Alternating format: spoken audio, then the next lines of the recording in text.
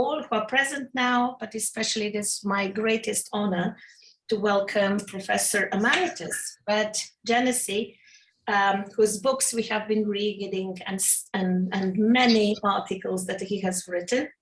I would just like to say that his primary research interests focus on bilingualism and bilingual first language acquisition in normal and impaired populations. And in particular, his research examines the early stages of the acquisition of two languages with a view to A, better understanding this form of language acquisition, and B, ascertaining the neurocognitive limits of the child's innate ability to acquire language. But he's also interested in second language acquisition in school and the modalities for effective acquisition in school contexts. So the screen is yours, and we are all very much looking forward to your speech. And we also find the title very challenging. Oh, yes, okay. Well, thank you very much, and good afternoon, good evening to everyone. It's the middle of the day here, but I understand it's later in your country. It's a real pleasure to speak with you today, and I'm looking forward to not only sharing some of my research with you, but also having some discussion with you about, at the end of my talk, to hear about what you're doing and how what I've had to say might be relevant or might not be relevant. I want to start off by talking about the importance of bilingualism in general, because my talk is actually fairly broad in scope, and it will look at bilingualism primarily in early childhood and the early school years, but rather generally. And as you can appreciate in your country, because you have 3 official languages, I understand, and you're also really at the border with many other countries who speak other languages, bilingualism is very widespread. Fred, may I just stop you here? Can we also record this, because we record it and then we provide, okay, thank you very much. Sure, yeah. So for many children, bilingualism is a reality because, as this slide is attempting to show, they grow up in families where a language other than the dominant language of the country is spoken. So for these learners, they necessarily will learn the home language, but they will also have to learn 1 or more national languages. For some children, even they grow up in a bilingual community, which is kind of the case in your country. It's also true where I live, where French and English are widely used in the community. So children are really facing the use of 2 languages in their day-to-day lives. And there are other children for whom bilingualism is a reality because they go to schools that actually provide instruction through 2 languages. So in Canada, many students who are English speaking go to French schools, or they go to schools where both French and English are used. And all of these factors create a motivation and a reality for learning an additional language.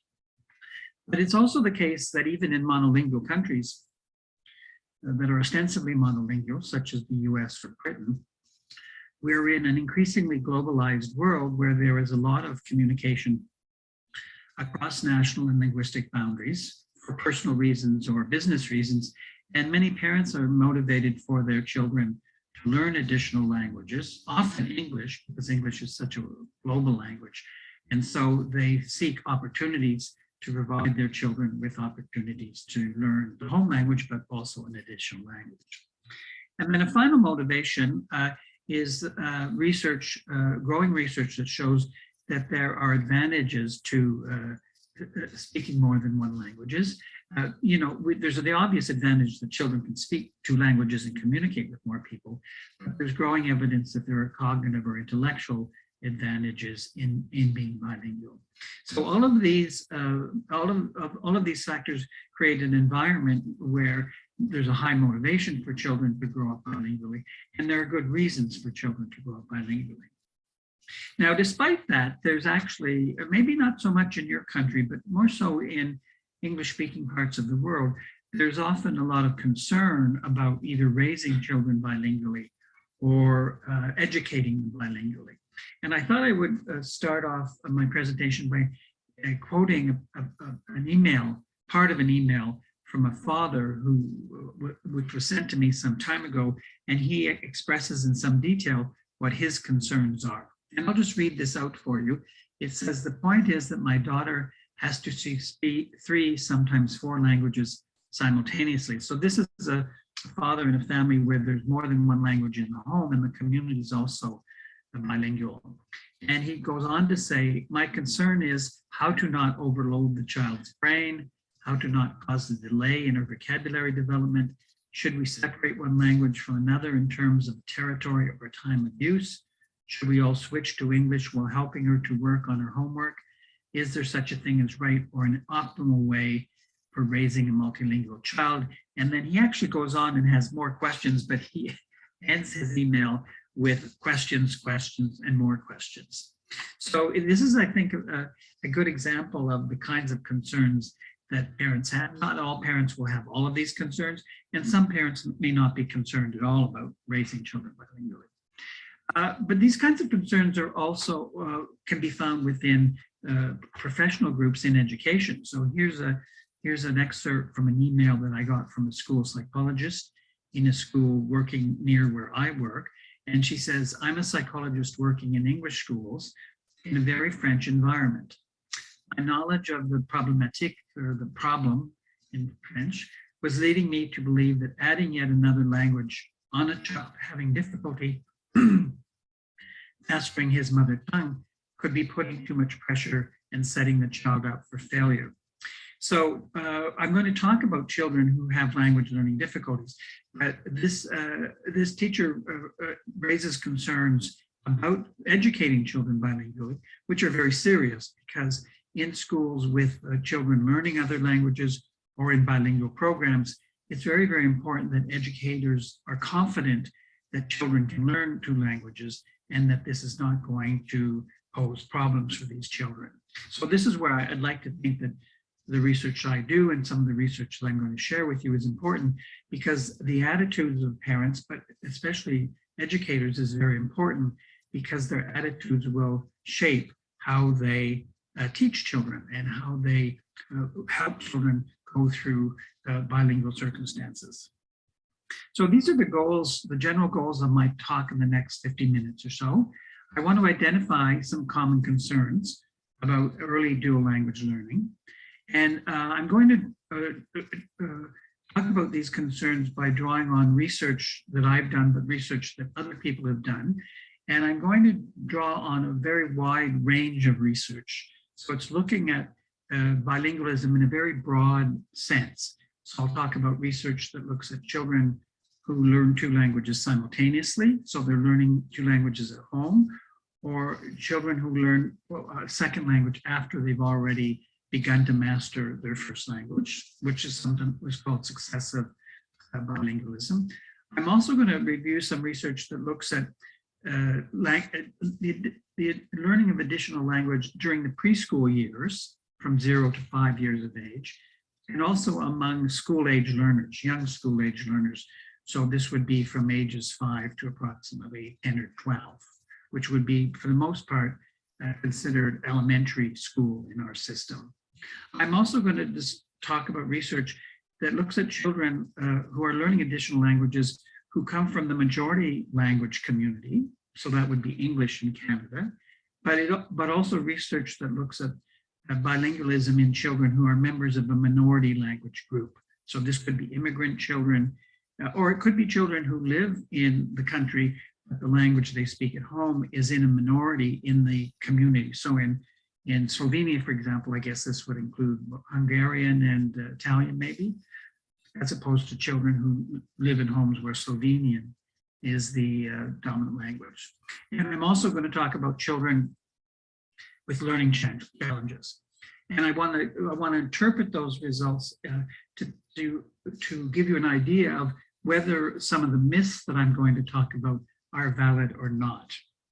So what are the myths that I'm going to focus on? There are 4, and these are really it's my way of organizing my thinking, but also my way of organizing the research that's out there. The first myth is the myth of the monolingual brain. And I'll elaborate on each of these as in turn in the next few minutes. And here I'm going to talk about children who are at risk for language learning because they are a good test case of whether bilingualism exceeds the capacity of the brain. I'm also going to consider the very common myth that more exposure is better when it comes to learning an additional language. I'll talk about the related myth. This is related to number 2, that younger is better. So it's widely believed that you're better to start learning a second language when you're younger than when you're older. And finally, I want to end by talking about the myth that monolingualism is the gold standard or the benchmark against which we should judge or evaluate all language learning. So I'm going to try and cover all of those in the next 50 minutes, 45 minutes, and then we can open it up for discussion. So let's start. So first of all, the myth of the monolingual brain. And this is, I think people are, this is a myth that maybe is not as prevalent as it used to be. But often people who are concerned about raising children bilingually or people who are raised about educating bilingually are fearful because they think that the children are born with the capacity to learn one language and they can learn a single language easily and completely, but learning more than one language during the preschool years or during the school years is complicated. And it jeopardizes these children's language development because it exceeds the natural capacity of the brain to acquire language.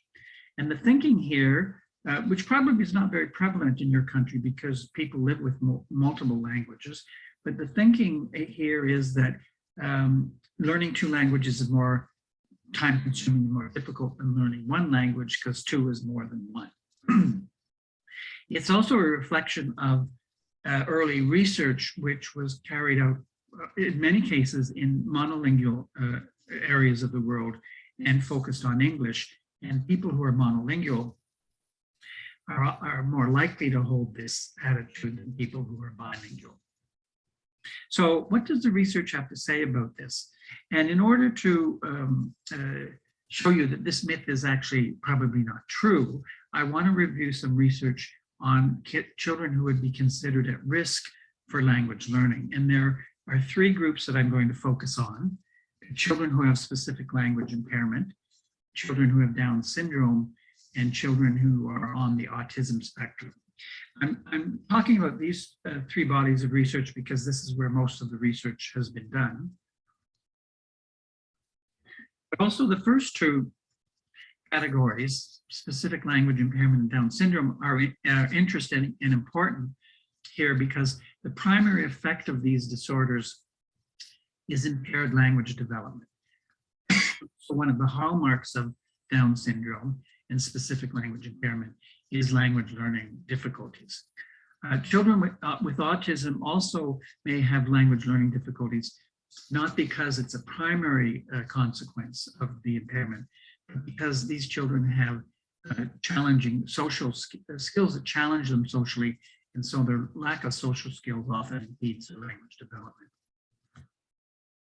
I also want to focus on these children to start off with because, in my opinion, often children who have these kinds of risk factors are denied the opportunity to acquire more than 1 language, either at home or in school, because parents, but also professionals believe that these children would be better off learning only 1 language. And usually that would be the dominant societal language. And so in many cases, if these are children who are living in a family that speaks a minority language, these children are often cut off from the minority language because the parents are advised by doctors and psychologists and so on to use only 1 language, on the assumption that if they are learning only 1 language, their language development will be better than if they're learning 2 languages. And we can talk about this in more detail later. And if you're not totally familiar with what these patterns of impairment are, we can also talk about those later. So one of the study I want to talk about is one that we did, and this is, you can see, is quite old now, but it was one of the very first studies to look at children with specific language impairment. And here we're looking at children who are growing up learning French and English. These children were 8 years of age when we identified them and started to do research on them. These children, we looked at these children's language development when they were 8 years of age in comparison to children who are monolingual in French, but also had impairment, and children who are monolingual in English and had impairment. So we're comparing these children to other children with impairment, because clearly these children's language development is impaired, so there's no point in comparing them to children without an impairment. But we had two comparison points because language impairment shows itself differently in different languages. So the patterns of difficulty that children have is different when they're learning French in comparison to learning English. So we have these 2 points of comparison. So the results were really very interesting and in our opinion, very important. And actually, to be quite frank, at the time, we were actually pleasantly surprised that these were the results we found. So we looked at both the severity of the children's impairment and the patterns of impairment. And what we found was that when you looked at the severity of their impairment, how impaired were their language abilities, we found that the bilingual children had the same level of impairment as the monolingual children. So even though these children were learning 2 languages and they had an impairment learning those languages, they were no more impaired than children with impairment who were learning only 1 language. So this is quite striking, actually. And other research since then has found the same thing. And also, interestingly, we found that the patterns of impairment for the bilingual children were the same as the patterns of impairment for the monolingual children. And as I said, the impairments in English are different from the impairments in French, and we can talk about that later. So it's very interesting because it shows that these children can become bilingual. They're not more impaired because they're bilingual than monolingual children with impairment. But it also shows that their 2 languages are really developing more or less the same as you would find if you looked at monolingual children with impairment. So it shows you how powerful the neurocognitive system of children is, that they can learn 2 languages to the same extent as monolingual children, even though they have an impairment. Very quickly, here's a study on children with Down syndrome. This was also done in Canada. This was quite a study. The main point to get from this is that there are bilingual children with Down syndrome and there are monolingual children with Down syndrome. And again, we gave them a battery of language tests. In this case, it was largely in the dominant language of the community, English. We didn't look at both languages. We looked at English because it was hard to find tests in French. And what we found was that there was no difference in the impairment of the Down syndrome children who are bilingual and the children with Down syndrome who are monolingual. So again, this reinforces the findings we found for the children with language impairment and is very, very encouraging. Now, finally, I don't have a study report here, but I can direct you to this has actually been, it's now published, a review of research on children with autism spectrum, on the autism spectrum, who were learning 2 languages, and it appears in this book. And there's other publications that you can track down on these children. And again, there was no difference between the bilingual children with autism versus the monolingual children with autism. So taken all together, these results are quite dramatic because they show that the neurocognitive machinery that is responsible for language learning is so powerful that even if it's not functioning 100% in comparison to other children, these children are able to become bilingual. And this can be very important for some children because, as I mentioned, if they're living in a bilingual family, or they're an immigrant family, or they're living in a community where they have to learn another language, then acquiring 2 languages is really important for their overall social and emotional development. But I also just want to end this section by saying we also have to be very careful. All children are different. And in the case of children with developmental disorders, we have to really judge each child's capacity for language learning individually. And we need to make decisions about whether to promote bilingualism and how to do that on an individual basis. So the second myth that I want to talk about is the myth, and that research that I just reviewed really focuses exclusively on children who are not necessarily in bilingual school environments. These are children who are learning 2 languages because they live in communities and families where two or more languages are surrounding them and they are learning those languages naturally. And this myth is one that looks at a range of different kinds of learning contexts. So here the assumption is, and I think you can understand this, and this sort of, there's a common sense validity to this one, that more exposure, it leads to more competence. That when it comes to learning an additional language, learning more exposure to the second language is going to result in greater level of competence than less exposure. Now, this seems like an obvious belief, an obvious conclusion, but in fact, the relationship between time or exposure and language learning is a very, very complex one.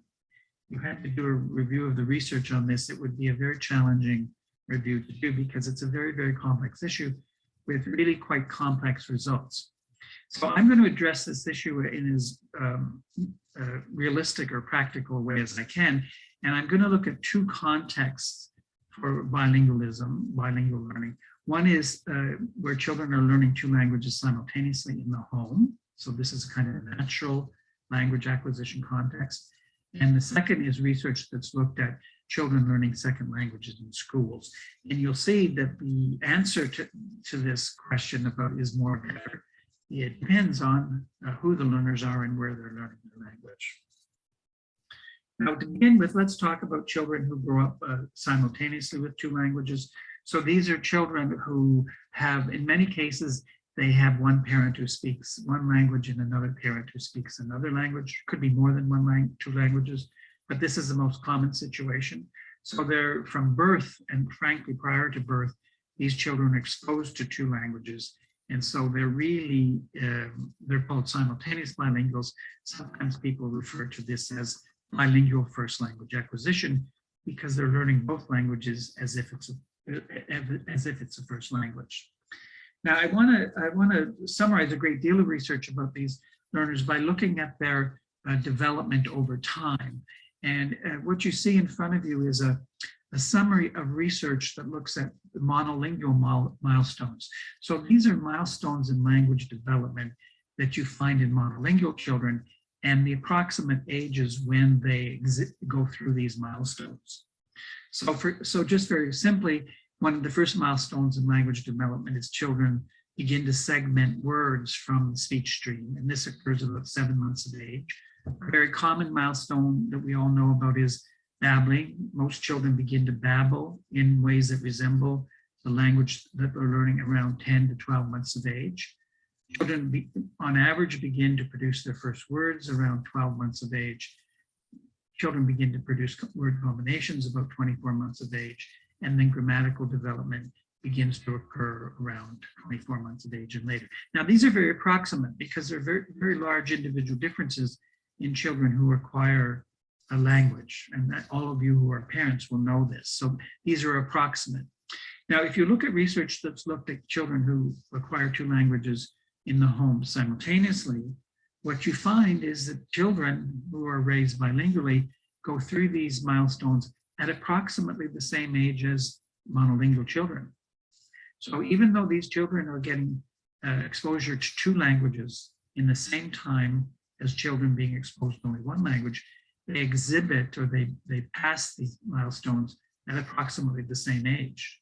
So this is showing us that in this case, time, there's no simple correlation between amount of time for exposure and language learning, because these children show the same language learning, but they on average have half as much time. So the question naturally arises, how much exposure is enough? How much exposure do the young learners have to each language in order to really score in the same range as monolingual children? And again, this is a very complicated issue. There's definitely some relationship between exposure and learning. So researchers, there's a book by Parody and Grutter, published in 2014, that summarizes a lot of this research. And it shows that if you look at the full range of children and the full range of exposure that these children have had to two languages, that the more exposure they have, then the more grammatically accurate their language is. This is also true in the case of vocabulary. There's a significant correlation between amount of exposure to each language and the size of the vocabulary each language. If you consider each language separately, if you look at the two languages of the bilingual at the same time to combine, you find that there's really no difference. Now, so here what I'm saying is that there is a correlation between exposure and language competence, but it's not the case that more exposure produces infinitely more ability. So research by Freda from McGill has shown that if children have about 40% exposure to each language, bilingual children, then they can actually score at the same level as monolingual children on standardized language tests. So bilingual children, if they have a sufficient exposure, can actually achieve the same general language competence as monolingual children. So what's important about this is that from a simple time point of view, bilingual children do not need twice as much exposure as monolingual children in order to achieve the same. They can achieve the same abilities as monolingual children, even though on average, they're getting half as much exposure to each language. So just going back to this earlier point about research that there is a correlation, the question is, what do these differences mean? Okay, and we'll come back to that later. So in the case of simultaneous bilinguals, time doesn't seem to make a difference if children have some minimum in their acquisition of the milestones of language, and time is not important if they have some minimum exposure to each language, and it seems to be around 40%, okay? Now, what about learning in school? And there's been a great deal of discussion about bilingual programs or second languaging in school context, because in school, time is important. School curricula, school schedules are all designed around the assumption that more teaching and more exposure in school produces greater levels of achievement. And in North America, we refer to this as time on task. So the idea here is that in school context, more instruction results in greater levels of achievement. This is true in math and science as well as language. And because of this assumption that more time is important, this is why we start teaching reading and writing early. We start teaching math early. We touch science early, because we feel that these are such important skills that children need to begin to learn these skills early so they have a lot of time to learn it. This is also why we don't teach music very early in North America, because most people would say, or some people would say, music is not very important.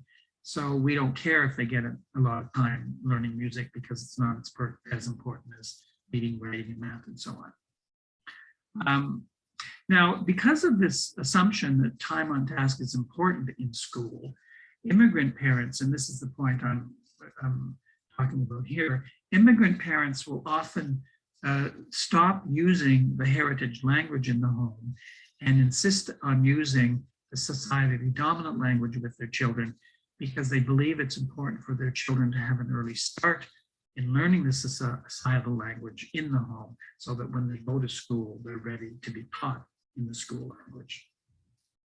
So in brief, minority language students are often discouraged from using the home language in school too, at home and in school. But the problem with this, and we can discuss this later, it leads to a disconnection between the parents and the children, because if the parents don't speak the societal language, they're going to have trouble communicating with their children in that language.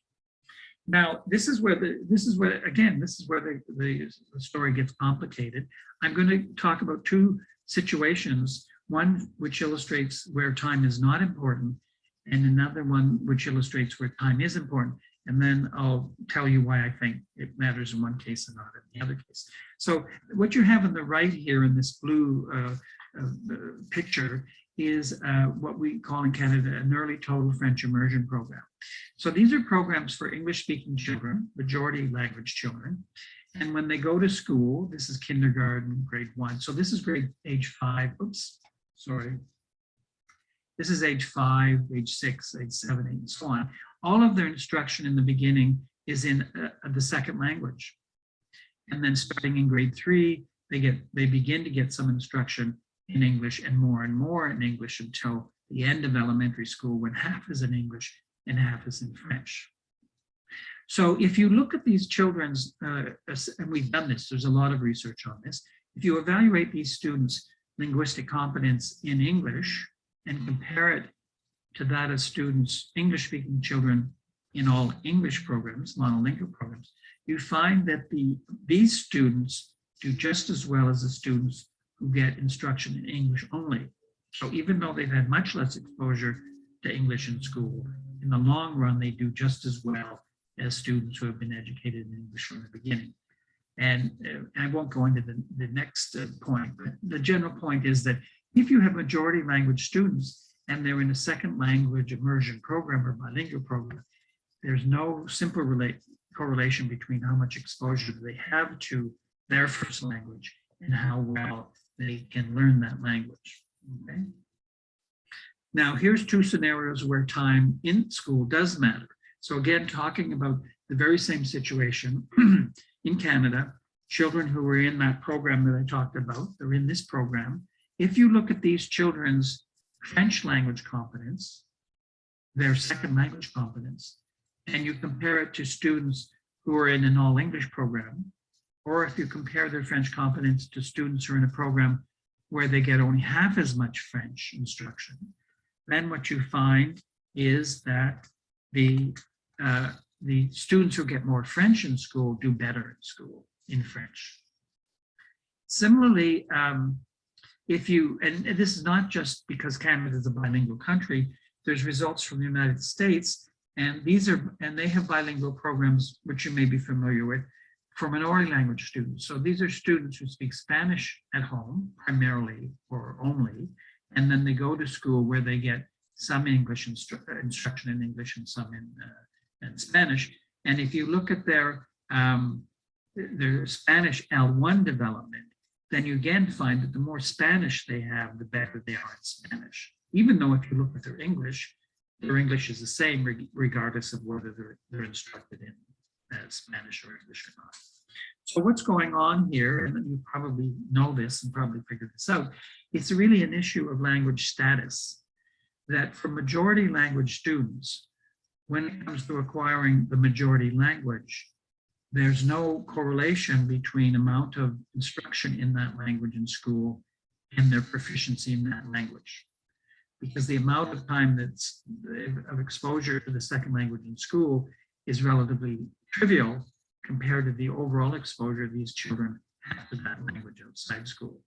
However, when it comes to the minority language, Spanish in the United States, French in Canada, since they have limited exposure to that language outside school, then more exposure in school does make a difference. So, and this has generally been found to be true, the social status of the language, the sociocultural situation of the community makes a difference. What it means is that in Slovenia, for example, if you had children who speak Slovenian at home, and they could probably be educated in Italian or Hungarian at least 50% of the time, and there would be no consequence for their Slovenian language development. On the other hand, if you've got Italian or Hungarian children in the community and they go to an all Slovenian school, there's a good chance that their Hungarian and Italian language competence would diminish because they need that competence in school to keep up their competence in that language, especially when it comes to reading and writing. Now, there's another reason why this relationship between time and language competence is complicated, and that's because of a phenomenon called bilingual bootstrapping. So here's an illustration which you might, I don't know whether you get snow. Do you get snow in Slovenia? Yeah, okay. So these are snow boots. So in the winter, we have to wear boots to go outside because there's so much snow. And it's much easier to put on your snow boots if you have a strap or a handle to pull the boots up. So that's called bootstrapping. These are the straps, and the strap helps you to pull up the first language. So in the case of English-speaking children whose native language is English, when they go to learn French, which is okay, so the other way around, for English-speaking immigrant children who speak maybe Hungarian or Italian, and they're trying to learn English as a second language, and they have some competence in their home language, they can use that competence to enhance their English language development. The first language is a bootstrap, or it's a source of support for the development of the second language. And this is particularly evident, there's a lot of research on this when it comes to reading and writing and academic language skills. There are strong correlations between academic language skills or reading and writing in one language and reading and writing in another language. So this complicated story, but it's an important story because the myth of time is an important one in many people's minds. Another issue, and this is related, is the notion that children are linguistic sponges. This is from a popular children's TV program, SpongeBob. The notion is that young children have a biological endowment for learning language, and therefore learning a language when you're young is better than learning it when you're older. However, again, the story is complicated. It's not as simple as you might imagine, and I want to review some research that shows you some of the complications. Now, the question, I want to raise the issue here about language learning in school more than language learning outside school, because in school, there's a great deal of discussion in the context of schooling about how much exposure and when second language learning should begin. Even in Canada, there's a lot of discussion where parents want their children to begin learning the second language early, and school authorities often want to delay the beginning of second language learning. And the question is earlier better or not? It depends on the status of the language. And it also turns out that we'll see from this research that learning a language in the context of schooling is not as simple as we might think. So even though children are particularly well adapted for learning language outside school, learning language in school is much more challenging because they're learning a more complicated form of the language, arguably. So this has been an issue that's been looked at very widely in the US. And so the research I'm going to review here is for children who are learning English as a second language in the US. And most of these children spoke Spanish as a first language. Now, what the research has shown, and this is, you may be familiar with this because this has been around for a while, research shows that if for children who are learning English as a second language, who speak a minority language at home, it can take up to 5 to 7 years for them to attain native-like levels of proficiency in English for academic purposes. So if you track these children's language development from kindergarten to grade 5 or 6, they don't achieve native-like competence for 3, 4, or 5 years if you're looking at things like reading, writing, spelling, and so on. If you look at their communication skills, they often acquire a native-like competence very quickly. And in fact, in this situation, where you've got minority children in a majority language program, many of these children, at least in North America, what we refer to as English language learners, they never achieve native-like proficiency. So even though they can be in an English program for 6 or 7 or 8 or 9 years, if you look at their academic language skills, they might never measure at the same level as the native speakers. And I'm just sorry.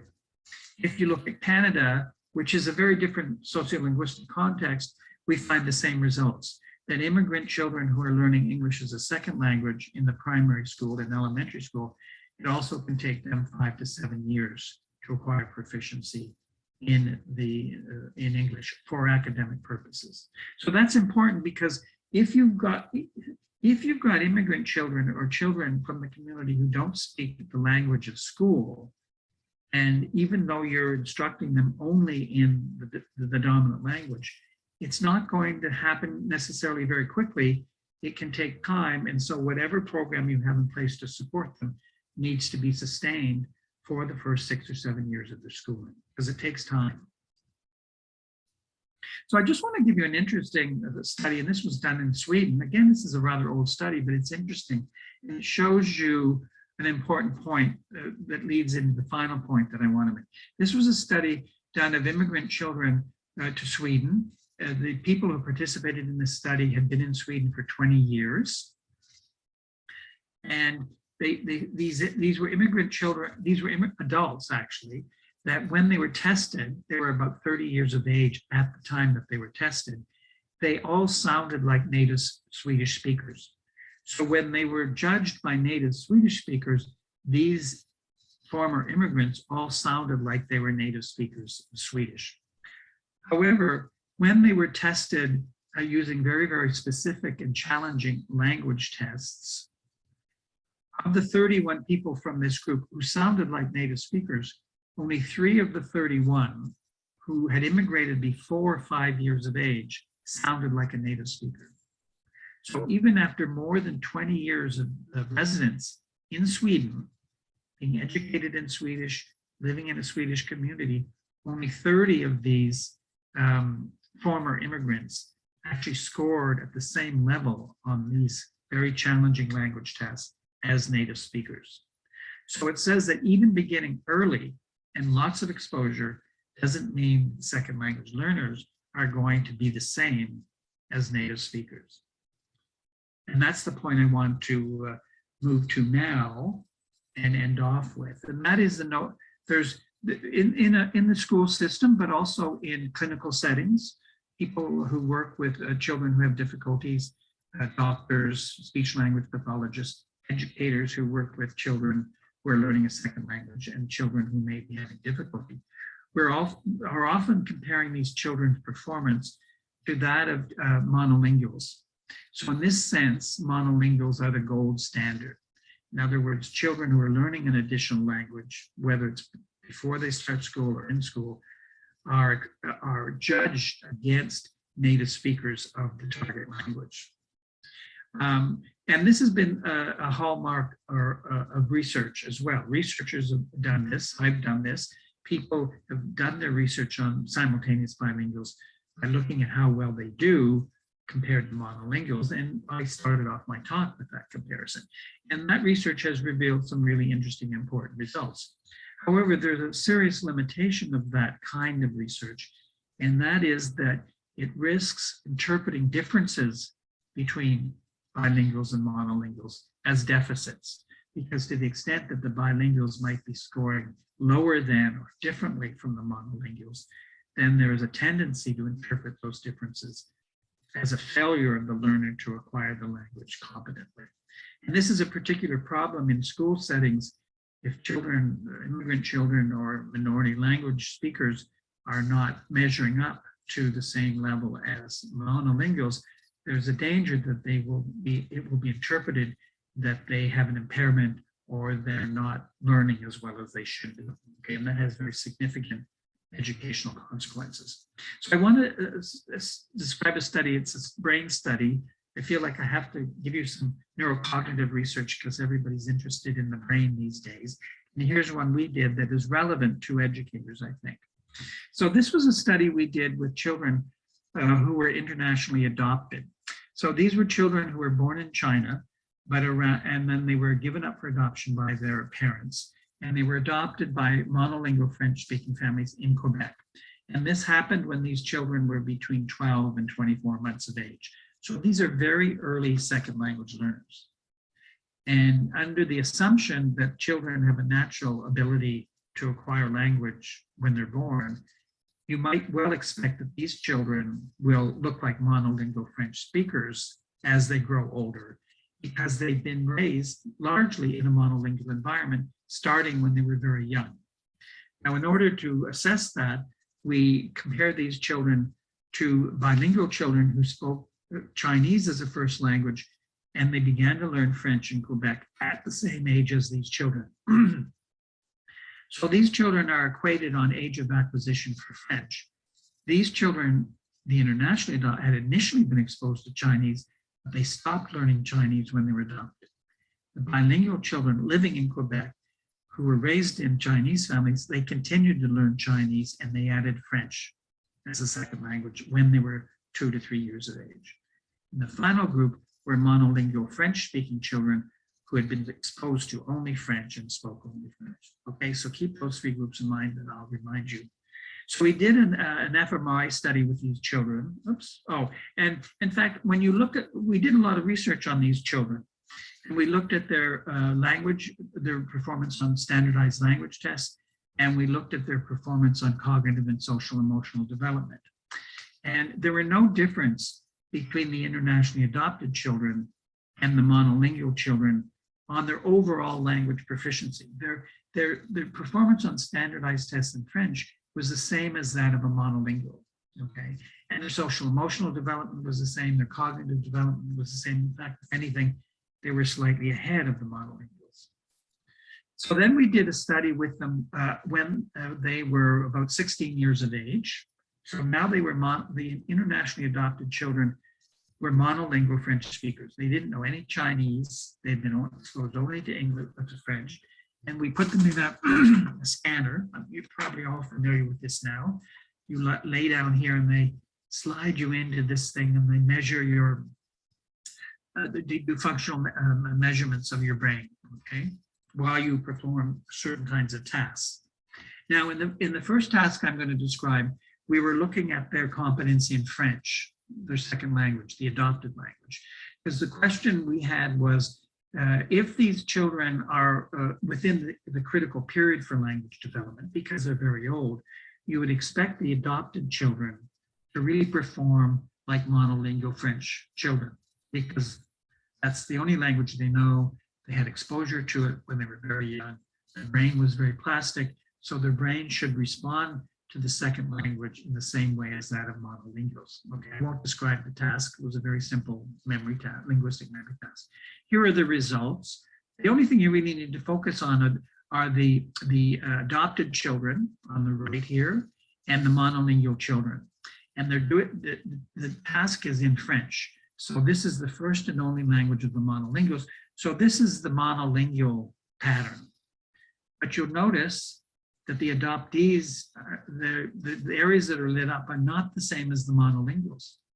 So even though these children had begun to learn French at a very, very early age, and they were perfectly proficient in this language, as I said earlier on, their brain was not processing the language in the same way as the monolingual children. Now, even more interesting is, this is the performance of the children. Now, these are 16 and 17-year-olds, are really not children, they're adolescents.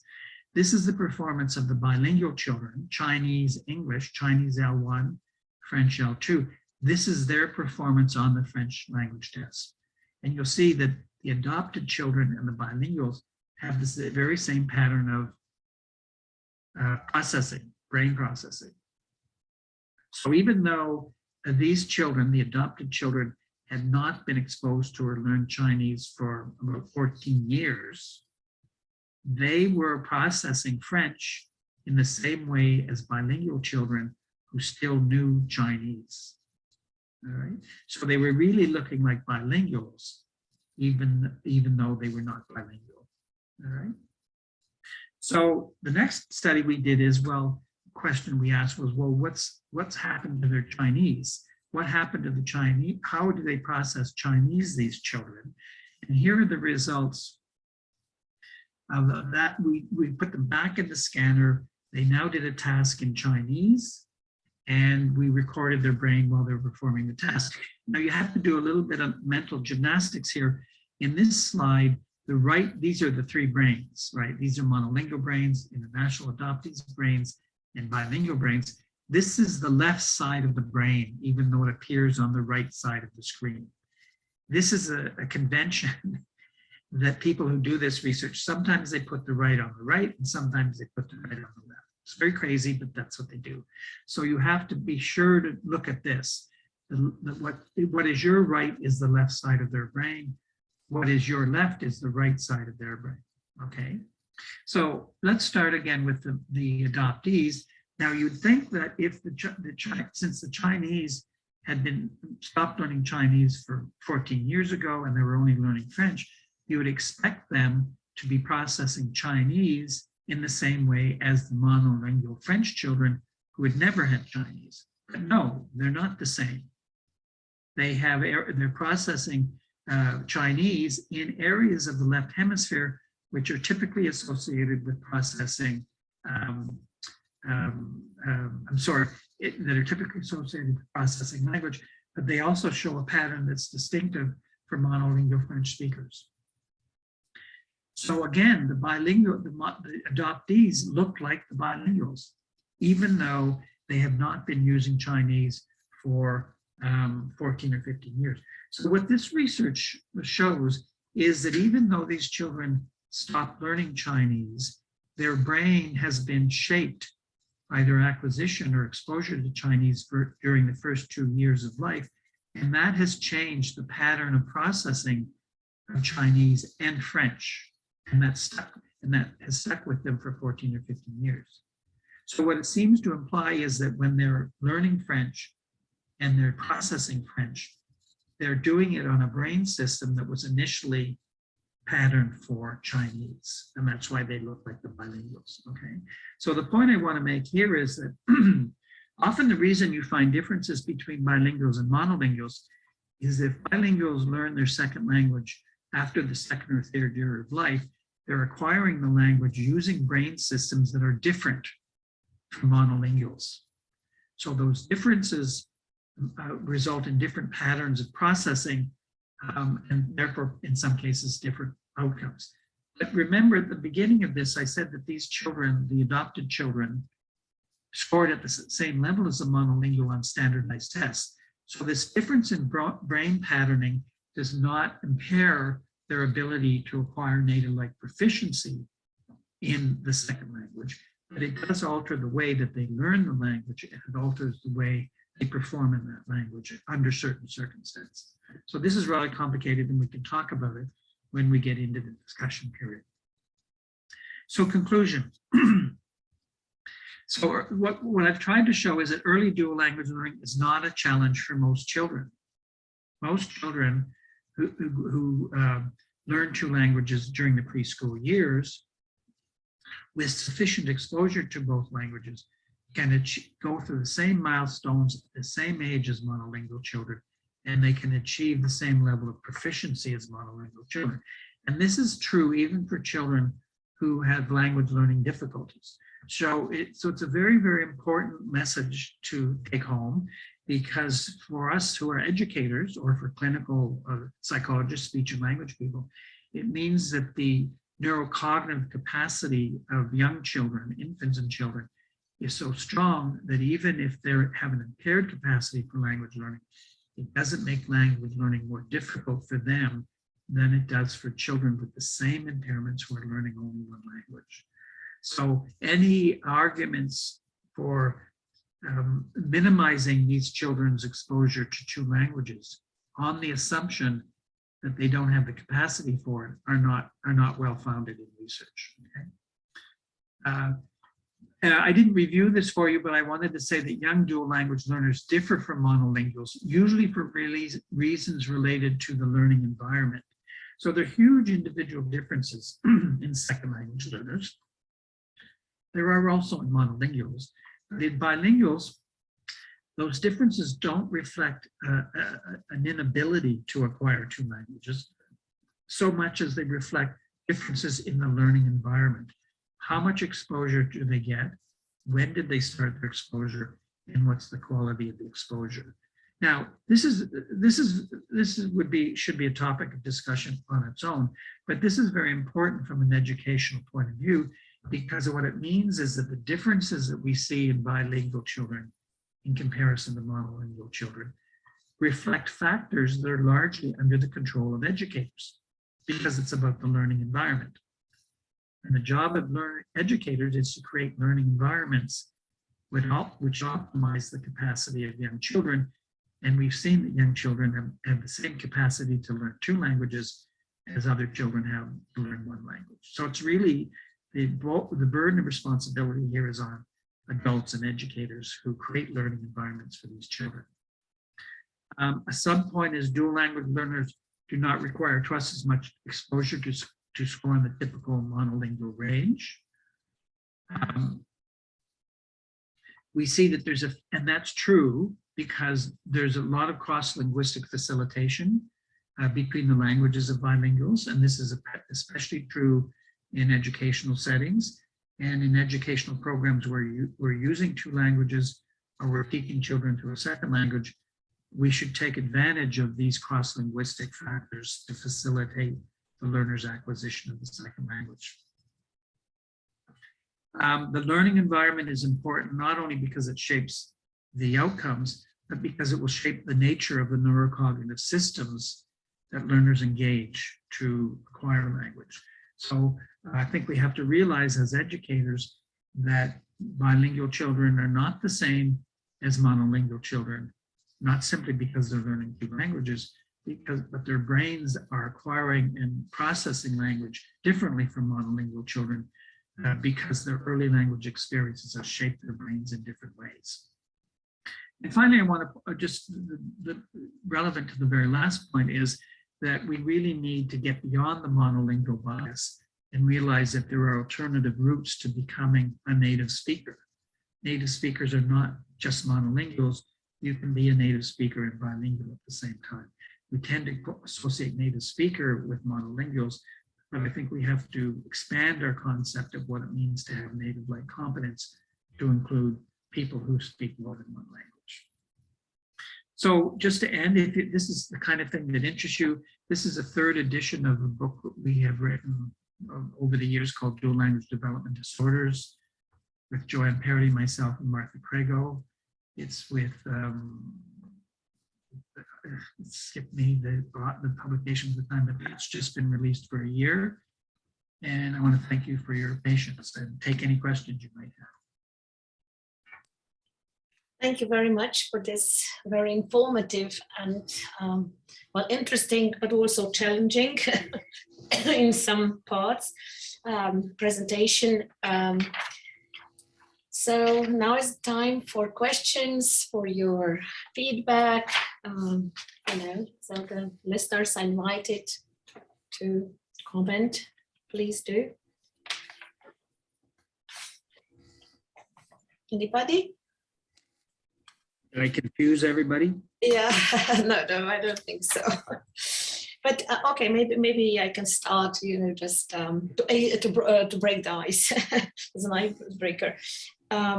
What I have been, I mean, wondering, reading, you know, well, the research, but also having lots of experiences, you know, talking to parents or policymakers who have these concerns, big concerns, you know, that more languages may burden the child's brain, or that the child will suffer, so that the child L1 will suffer. When do you think this started? Because I think that I read in one of the articles that in Africa, in some tribes, people use more languages daily still. Well, I think that's true. I think that in certain communities, it's probably, people are not as concerned about these issues as we are in Europe or in North America. Yeah. It's an interesting question. My guess is that, but this is just a guess, is there these kinds of concerns, especially the one about the capacity to learn more than language.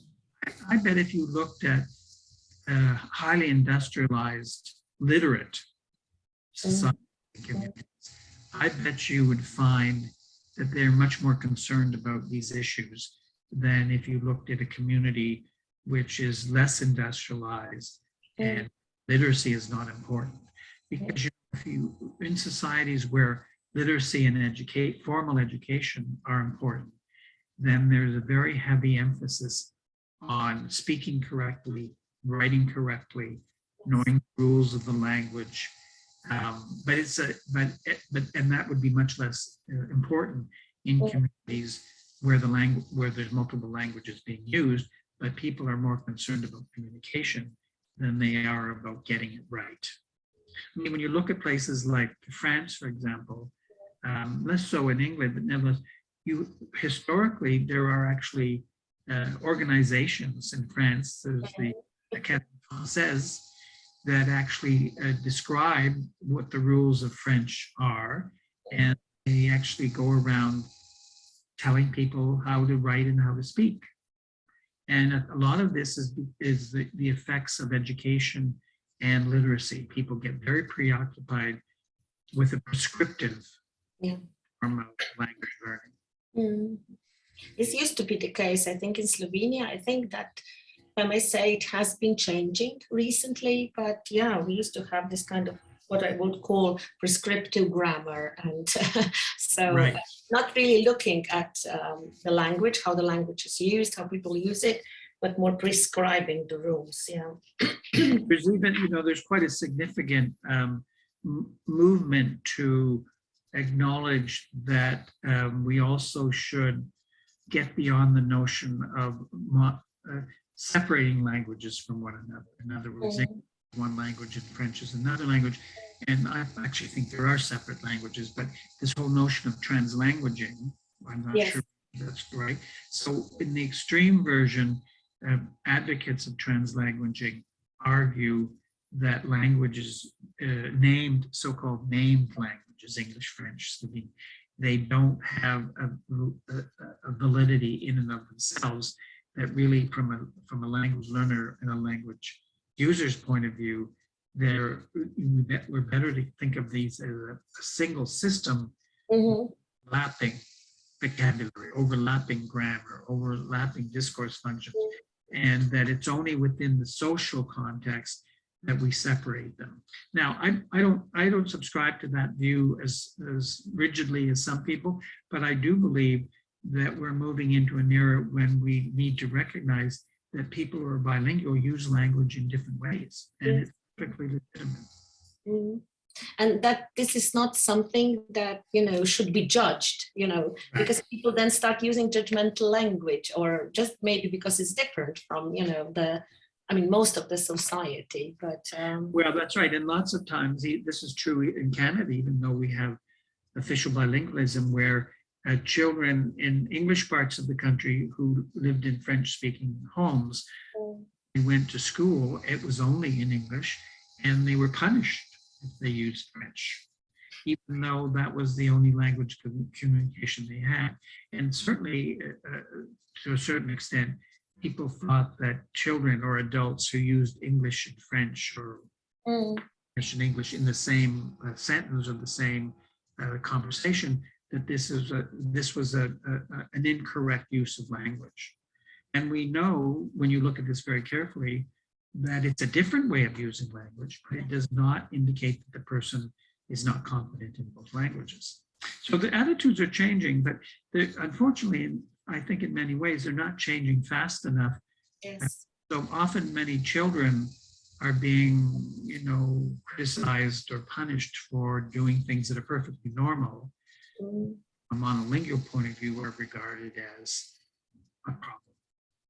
Yeah, because what I have noticed, let's say, and maybe my colleagues here as well, is that I don't know, if a child starts either, I don't know, code switching or code mashing, okay, whatever, word you use,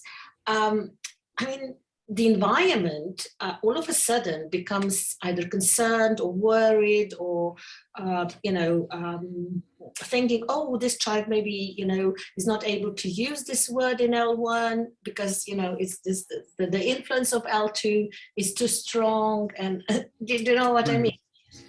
So yeah, people often used to, I think this is changing a little bit in some places, they would interpret children's code mixing or code switching as an indication that they had a language difficulty, or they didn't know either language. But in fact, when you look at code mixing by young children, you realize that they don't code mix randomly. Exactly. There's rules to the way they code mix, and the rules they use are the same rules as for the two languages that are being mixed. So it actually, contrary to the notion that it reflects a kind of deficit in these kids' abilities, it actually represents a level of competence that is pretty important, because they can mix these two languages together in ways that respect the grammars of both languages.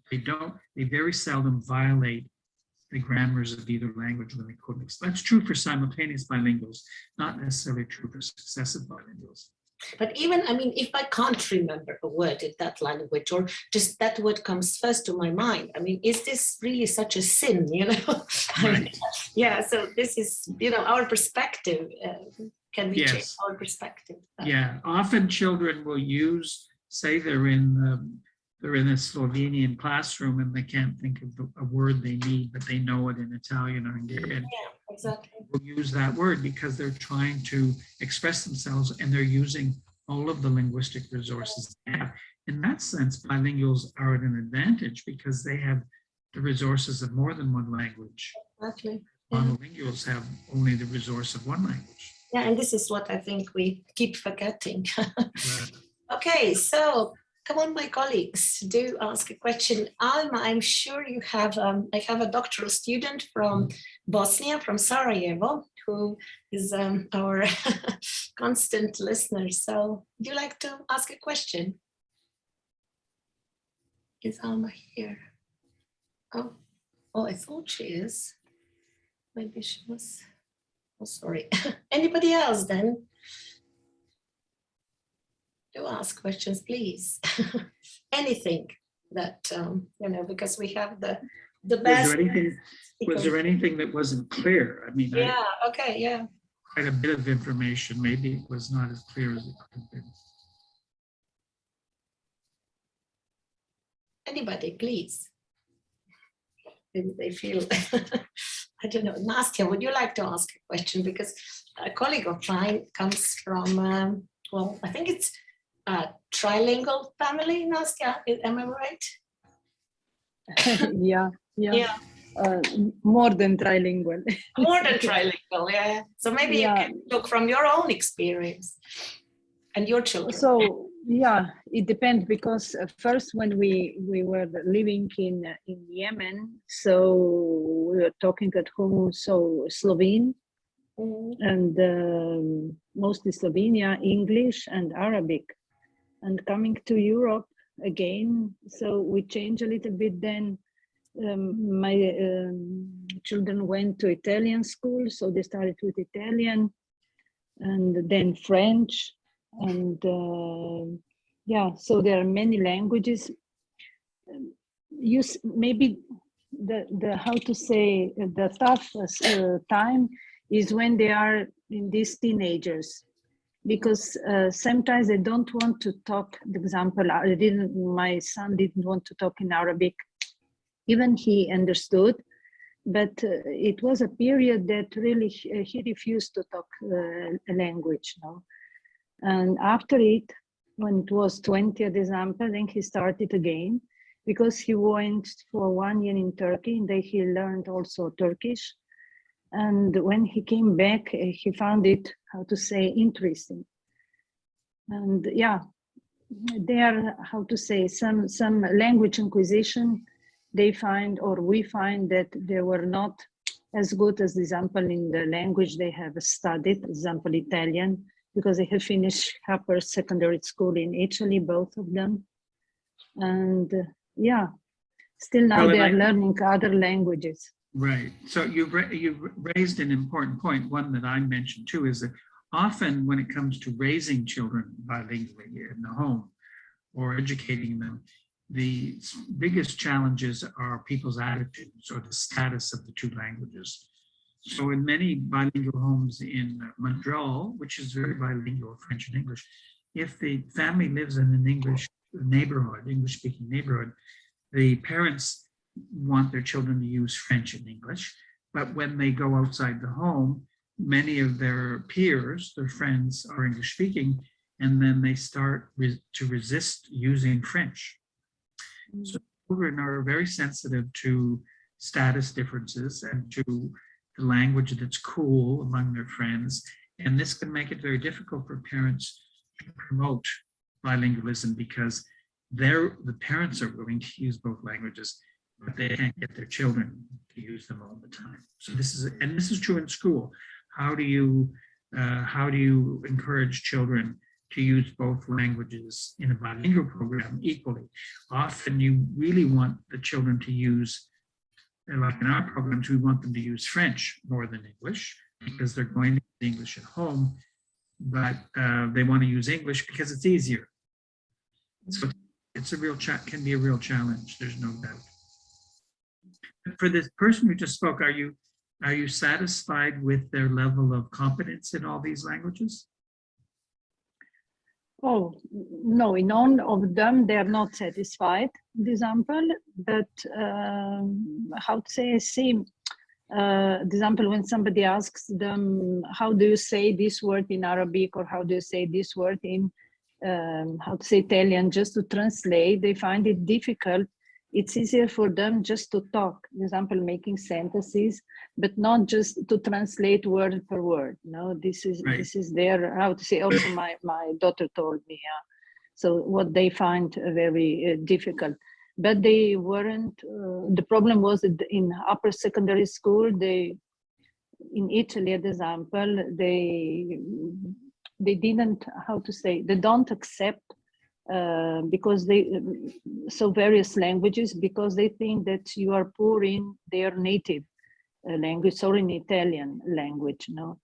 How to say that, just the way in didactics, it's very different. Example, didactic in Slovenian like this. Right. Yeah, well, this is the problem. Yeah, and I think that if it's a multilingual situation, then I think there's a difference between how easy it is to become bilingual in social communication versus bilingual both in social communication and reading and writing and all that. Because when it comes to reading and writing, it is something that you really need to practice in a sense. Whereas oral communication is much more fluid. People are much more generous in how they, what you say, when it comes to reading and writing and using it for professional purposes, and people expect the more polished, correct form. So that can be quite challenging if you're trying to learn more than two languages. Yeah, and what's the, how to say, in family, when we speak, sometimes there is a sentence you make in 4 or 5 languages, but we understand each other. Sounds like we should do a study on your family. Sounds very interesting. Yeah. Oh, well, There's a PhD. You could do your PhD on your family. Yeah. And we still are learning new languages. My husband, for example, he started at 58. He started learning German. And he made B2. So yeah. Well, you know, I really think that in the global world, although at the moment globalization is taking a little bit of a punishment now, but you know, students, when they leave school, it's a real advantage to speak more than one language. There's lots of people who are well educated, but lots of people who are well educated and multilingual. And I think large companies, large corporations, they often want people who have language skills in addition to in science and so on. This is true, This really. And, you know, more and more we can use Google Translate to help us when we do it. Okay. Sorry, Carmen. No, thank you, Nastya. Nastya is also, you know, one of the teachers. She actually studied economics, am I right? And she does CLIL, you know, in vocational secondary school, and very successfully. So she would bring, you know, one of the topics from, let's say, economy, and works together with an English teacher or with an Italian teacher, and they learn so through the content, and students really like that. So yes, they set the example how to do it, really.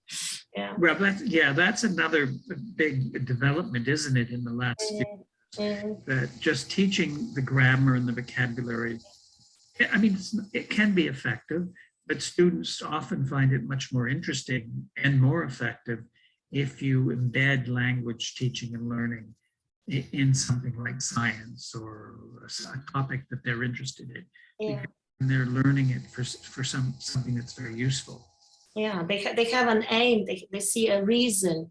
And also, I mean, I've been thinking, why don't we, you know, also combine topics? I mean, if students spend 6-7, you know, hours lessons at school, you know, so they can learn or at least revise a certain topic, you know, through another language, which I think, or I don't know, study part of the topic in their L1, you know, if they're immigrant students, and then bring it to school and then explain it in the language of schooling. So this is, I think, what we lack, how to. Yeah. Well, I think too, when we impose a monolingual framework on schools, we put children who are immigrants or who speak a minority language at home at a real disadvantage, because then they have a lot of resources in the home language and the home culture for that matter. But when we have this monolingual perspective, we're sending the message that they can't use those resources to learn in the dominant language. And that's too bad, because this is a huge advantage if we take more of a bilingual approach.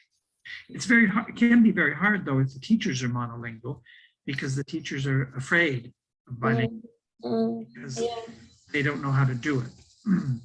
But I mean, there are strategies. I mean, you are not supposed to speak all the languages of your immigrant children, right? But you can still, you know, I mean, give them the voice, you know, so that they're present, that they're not invisible. So in this right, they, in a way, they become teachers because they sometimes know how to do this, but we need to give them the opportunity to do it so that everybody can learn from them. I also think quite personally that it also, using the multiple languages that students bring to school is a way of encouraging other students to learn about other languages and to become more, and to appreciate other languages and cultures. We're in a world where we need a lot more tolerance and appreciation. And one way to do that is to take advantage of the diversity in our own classrooms. Yeah, I absolutely believe in that. And maybe we can even, I don't know, maybe I'm too optimistic, but prevent wars, you know, if people would know more languages and respect more culture. Yeah. Any more questions? Alma, have you got a question now? Hello? She's back. Alma, are you back? Oh, I don't know. Something must be wrong because she disconnected before.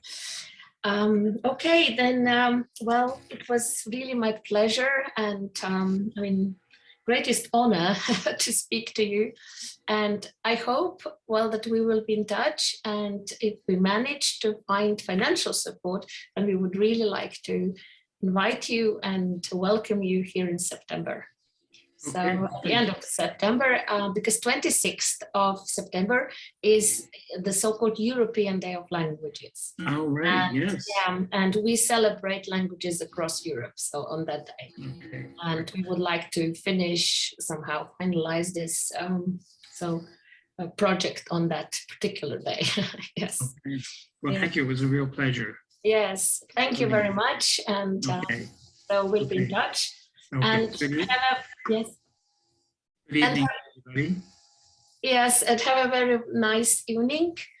And I hope that we will somehow get over that bias of monolingualism, right? And move it towards multi or pluri. I don't know, we use, in Europe, we use pluri more than multilingualism. Yeah, right. Okay. Yeah. Another cultural difference. Yes, okay. yes, yes, which is good. Okay. Bye-bye. Bye-bye. Bye to all. Thank you.